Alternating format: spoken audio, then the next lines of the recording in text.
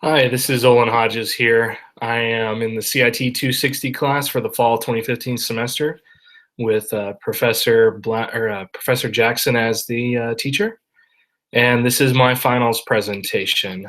Let me go ahead and share my screen so that way I can show this presentation for you, which will cover all the requirements for this assignment. Requirement 1 is static versus non-static variables. Static variables are used in the sense when you do not want to create a instance of the class, but you still want to be able to access those variables. In the sense, like here in the Revenge of Merit class, which is our main class, we have a game class which was called from multiple times throughout the program, and we did not want to have to create an instance of that class to be able to access it. So we use the static method there. Non-static variables are where you have to create an instance of the class first before you can then call functions or call to those variables directly. To be able to get to the static variables, you would just call it by class name dot variable name.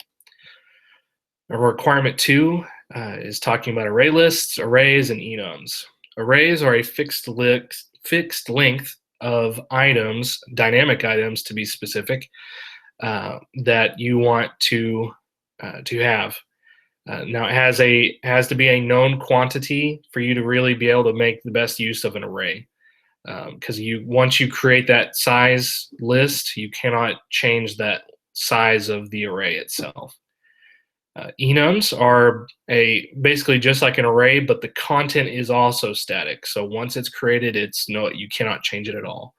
It's good for in the instance, which you'll see in the game, we have riddles and other things that do not change throughout the game. So we used enum classes for that. And then an array list is kind of the best of both worlds. It is a dynamic list of elements, but it is also dynamic both in size and content. So you can change what's inside each element as well as the length of the list. So it's best used when you have an unknown quantity of dynamic elements that you need to work with. These are some examples of each of those. So like here, there's our riddles for the enum class where you create the name of the enum, which is in green. We just did the name being the number of the riddle, then the riddle, and then the answer as part of its attributes. For the array, we have characters, which are a one-dimensional array, and our locations, which are two-dimensional, so that gives us an X, Y plane for our map. And then array lists for our inventory, because our inventory could grow and shrink throughout the game. So we needed a dynamic list for that.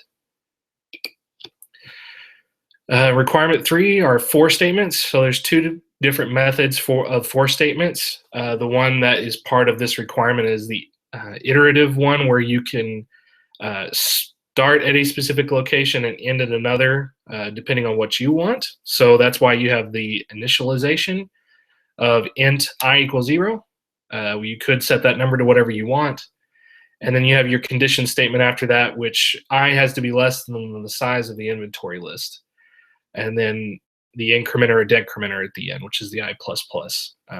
The other for loop would be for, and then the variable that you would throw, like in this sense, it's an inventory item. So you'd have the inventory item, colon, and then inventory in this sense. But that would iterate through every single inventory item in the list. Just another method to get through every item. Now, requirement 4 is exception handling. In this example, I wanted to, the reason why you have exception handling is because Java in itself will stop executing if it hits an error that's not handled. So you do not want to interrupt your users or anger them with that kind of behavior. So in this sense, you want try and catch and throw clauses. When we're saving the inventory report, we do it with a try statement at the top. So it goes through down to the save inventory report, which is the bottom 3 sections of this snippet. It has the throws clause in it for an inventory control exception type. but it also has within it a try and catch statement for the IO exception type that we wanted to catch as well. So it kind of throws everything together, and it'll throw a new inventory control exception for that. It propagates that up to the calling class, which catches it, which is the top section of the snippet, and it will display to the error view class. So it'll print it to the log as well as to the screen and not close the program. And now requirement 5 is a character versus byte stream. Byte streams were the initial method. That's 8 bits of character, which works great with ASCII data, but that's only a Western language method for referencing characters. So there's a character byte stream that has 2 bytes, which gives you 65,535 options, which is perfect for Unicode, which is a global standard for all languages. It can display all languages with that specific coding format. So that's when you would want to use a character stream. It's best to use character streams in all cases. And now saving data to a file. Here's an instance of where we have it in our program. This is for the inventory report where we're saving it to the file. It's a try with resources method. So it creates a print writer class called out, or it creates an instance of print writer, called out, and then it calls the methods of print writer of print line, printf, print, and just the print itself to be able to write stuff out to the file.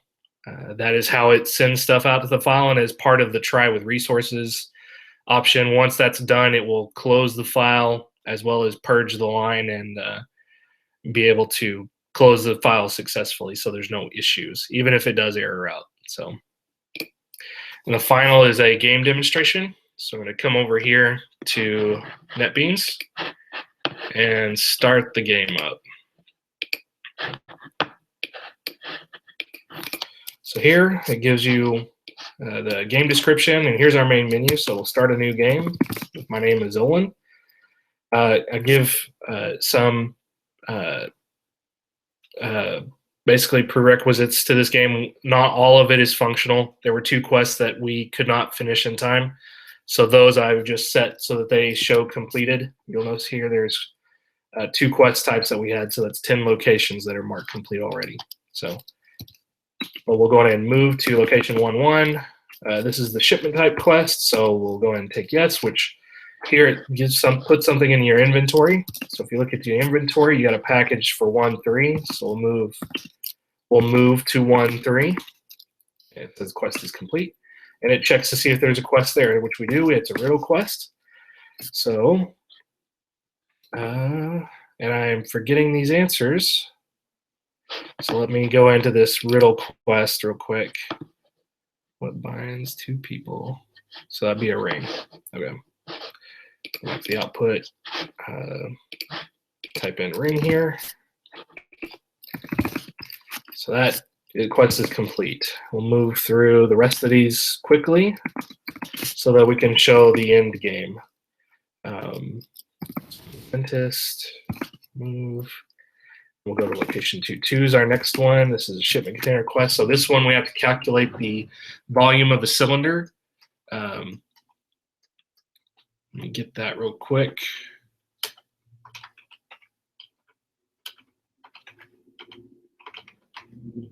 So our radius needs to be 3 and then height 3.93 to get that. Oh, sorry, 312. I had that wrong.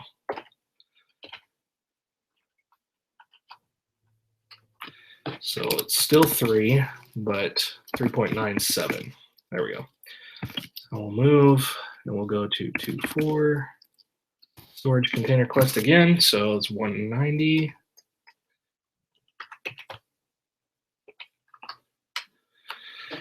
So the radius needs to be 4, and then the height is 3.79. Move to 2.5. This is a shipment quest, so let's check our inventory. We need to go to 1.5. The quest is complete. There's not a quest there anymore. We completed it, so we'll move on. Move to 3.2. Storage container request needs 99 cubic feet.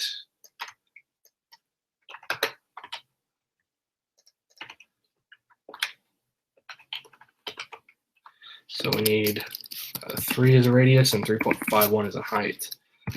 Move now to 33. So shipment quest, check our inventory. Move to 4.2. Quest is complete. There's another quest here, so we'll finish it. This is a stamp. We'll move to 3.4. This is another riddle quest. It was broken once I held a promise. Move again, so we'll move to 4.4. Another storage container quest. So we got to have 310.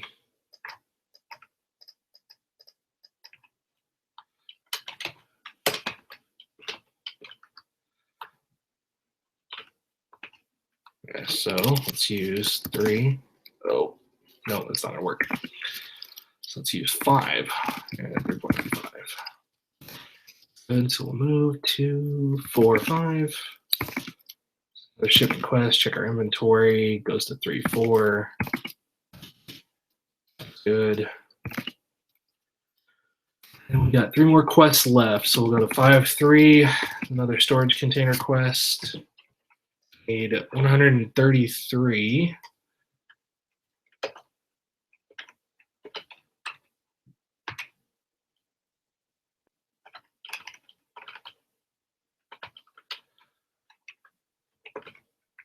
So we'll use 3 and then 4.72. That's good. 5.4. Riddle quest, yes. Yep. Move to 5.5, which is our file location. This is a shipment quest, which remembering this one takes us back to 5.4. That's quest. So after I hit enter here, the game will be done. So it tells us you and all the lords of the realm have banded together and overthrown Warthog, and you have reestablished America's king, and all the people are rejoicing. You've won the game. Just hit enter, and it takes you back to the main menu. So this is our game in its entirety. Let me go ahead and exit it. And really enjoyed this class, and I'm glad I took it. It was it taught us many things, and especially to be methodical in your programming. And I really appreciate all the time, and it was definitely a benefit for me in the future. And I appreciate your time. Thank you.